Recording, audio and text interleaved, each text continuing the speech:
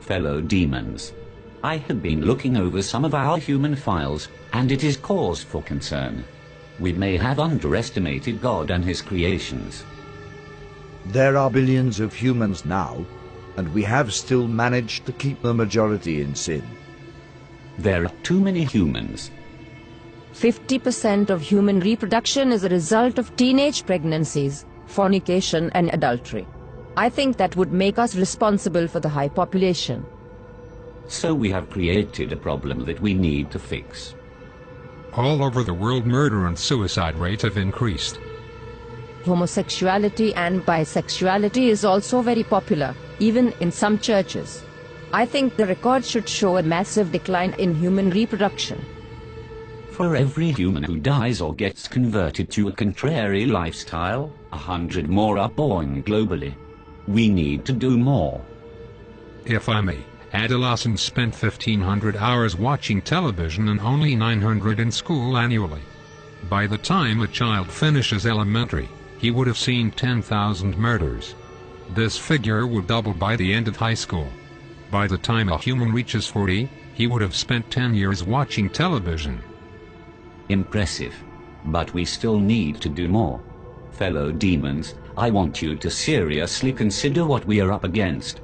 It is not God's will that any human perish. He will do everything in his power to save them. It is our duty to make sure they perish. Am I making myself clear? We have been targeting Christians and have destroyed the desire of many for God's word and prayer. Many do not fast, or even witness to those who are perishing in the act of sin. We have nullified the effects of many churches on the community. The reports of people getting saved has been reduced by 64%. I think we are doing a good job. Do you sleep? Yes. Then we can do more. No demon in this room is supposed to find time to sleep and eat. Now tell me where we stand with our attack on the churches. The leaders of the churches are revising their teachings. They encourage members to get back to the Word. What they don't know is, less than half an hour is given to Bible reading in any given week, which amounts to less than 26 hours for the year. Christians have lost the desire to read the very words that tell them how to live. The result is, they mix the sacred with the profane, surrendering all hope of them making it into heaven. Wonderful. Now we have to find a way to force human reproduction into a massive decline. We are thinking a global recession. Making the cost of living so high, very few will be able to afford it, unless by dishonest means. The need for money will be so great, and job opportunities so limited, that crime and violence will escalate to alarming levels in many countries. Guns will fall off the market like chewing gums. The prisons will be overcrowded. The graves will expand like hell itself. That should take care of 15% of the population. What else do we have? We can use their own bodies against them. Worldwide pornography. We introduce this on all levels, from billboards to public newspapers. We make pornography an occupation, a career. We will make pornography freely accessible by everyone. It will become a way of life for many, a secret door to pleasure. Nudity is marketable. It is 80% of the population's interest. We start from the mild. A star girl in the daily newspaper, wearing nothing at the top. Then as the desires increase, we introduce more until a man's appetite for sex cannot be satisfied with having just one partner. Adultery and fornication will become an acceptable way of life, even in the church. The scent of sin will go up into God's nostrils. The atmosphere will be utterly polluted with what he hates. Humans will think of nothing but sex. Wouldn't it contribute greatly to our problem? Not if there is a way for humans to protect themselves from pregnancies and diseases during sexual activity. Imagine what will happen if humans had a way of having sex without fear. You are thinking birth control. Yes. protection for both male and female. We'll have our products on every shelf. They'll stand out on their own and will be advertised in such a way that even Christians will be convinced. Once that is established, childbirth will decrease. And sexual activity will rise. Exactly. Sounds real good so far. What else do we have? There is something that we have noticed about these humans over the years. It seems like great emphasis is placed on self.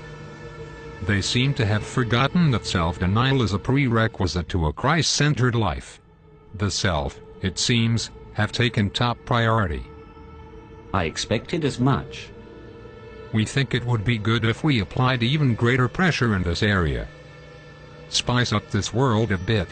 Make material things a lot more attractive to the human eye. This will increase their desire for gain and decrease their passion for God. Men shall be lovers of pleasures rather than lovers of God. Humans have always preferred instant pleasure above spiritual gain. They spend more time on themselves than they do with anything concerning God. Indeed. But all these are outer attacks. It is their minds that we need to control. That is where I come in. I will tell you of our inevitable victory. Within the confines of these walls, there exists a secret chamber. Within that chamber are thousands of demons that have been undergoing extensive training. These demons have read the human manuscripts hundreds of times and have committed the concepts to memory. I refer to them as the New Age seducers. How effective are these seducers? They can convince a man to become a woman. They will convince men to kill themselves for no reason. They will seduce men into having sexual relations with animals. That should turn the stomach of heaven. Precisely. Men will turn on each other within their own groups. The church will be against the church. Politicians against politician. Family against family. The seducers can accomplish this? Without a doubt. Once each group is divided, they'll be unable to stand. There will be some who will only listen to the voice of God. A minority at best. Humans no longer see the need to protect their minds, thanks to our influence through the media. They entertain every thought, every fantasy, and every lust. Many don't know who they are, or whose they are, and that is a great advantage for us. On top of that, there has been a significant decline in prayers and the sincere study of the Holy Scriptures. We have the advantage. Our powers increase as we draw closer to the end. It is time we exact our revenge on God for kicking us out of heaven by sending as many humans to hell as we possibly can. So we go all out this time. I do not want to push God's hand too quickly. I want to savor every moment. I want to watch Jesus beg for these carnal beings till his heart bleeds again. I want him to watch as his children are reduced to godlessness. I want him to watch as his prized creation choose to fornicate and live adulterous lives. I want him to see the hungry die of starvation, the widows and orphans and those in prison go unvisited, and purity become a thing of the past.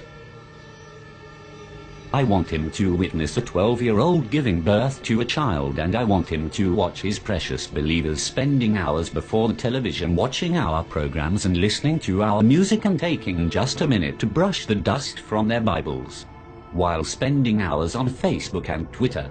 I want him to witness them turning their backs on him for the pleasures of this life. Best of all, I want to watch him resist his own temptation to destroy this world again. Our victory is inevitable. Humans have proven time and time again that they are beyond redemption. They will share our fate in hell.